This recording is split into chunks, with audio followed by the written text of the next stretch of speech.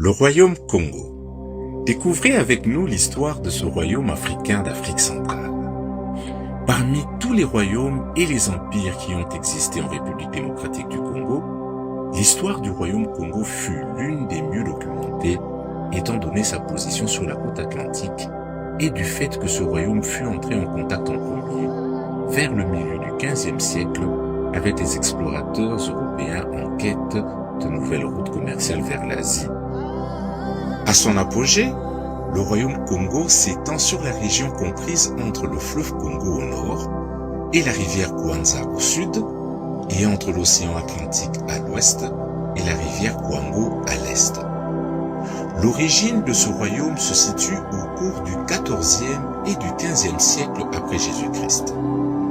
Il est divisé en 6 provinces: Mpemba, la plus importante, Soyo, Nsundi, Mbata, Mpangu et Mbamba.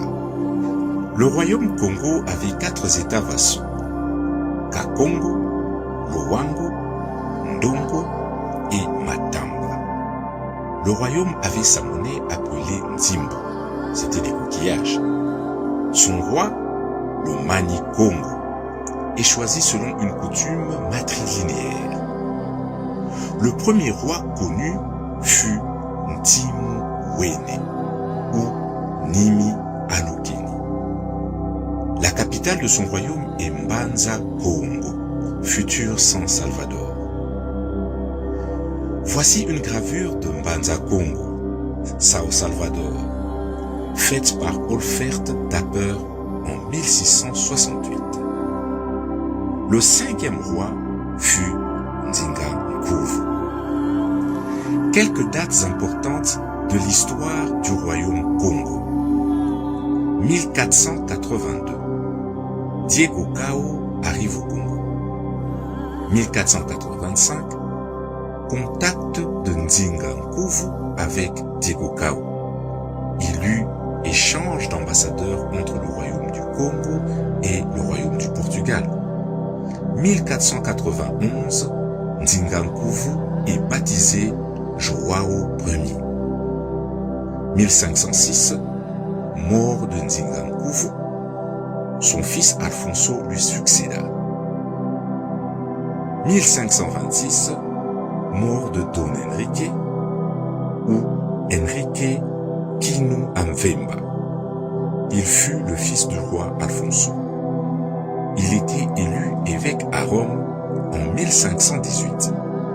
Il retourna au royaume Congo en 1520 et il dirigea l'église du Congo jusqu'à sa mort. Quelques faits importants du règne du roi Alfonso.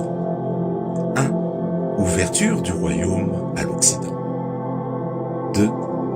Intensification des relations commerciales avec le Portugal. 3. Développement de l'enseignement et de l'évangélisation. 4. Apogée du royaume. 5. Début du commerce des esclaves. 6. Mort du roi Alfonso en 1545. Voici le buste de marbre d'Antonio Manuel, ambassadeur du royaume Congo à Rome, entre 1606 et 1630. Ce buste fut réalisé par Francesco Caporale et est conservé au Batisero di Santa Maria Maggiore à Rome. Voici le tableau de Don Miguel de Castro. Il était ambassadeur du royaume Congo aux Pays-Bas dans les années 1640. Ce tableau fut réalisé par Jasper Belks. Les successeurs du roi Alfonso furent Don Pedro, Diego Ier, mort en 1561, Alfonso, Henrique Ier, Alvarez Ier, Alvarez II, sous le règne duquel il eut libération des esclaves et l'exploitation des mines.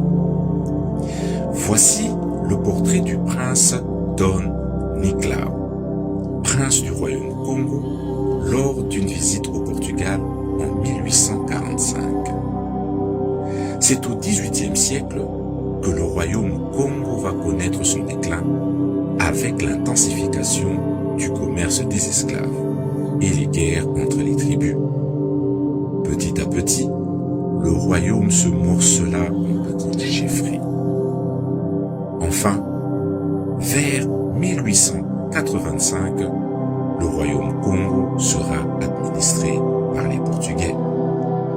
Comme nous venons de l'apprendre, l'histoire du Congo ne commence pas avec la conférence de Berlin de 1885 et la colonisation belge.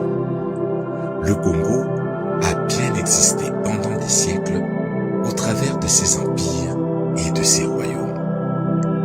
Aujourd'hui, les vestiges du royaume Congo existent toujours au travers de ces peuples qui occupent toujours son espace et surtout au travers de son art qui se retrouve dans les grands musées à travers le monde. Nous retiendrons donc que le royaume Congo fut un royaume puissant au cœur de l'Afrique, un royaume très organisé et ouvert au monde déjà dès le 15e et le 16e siècle.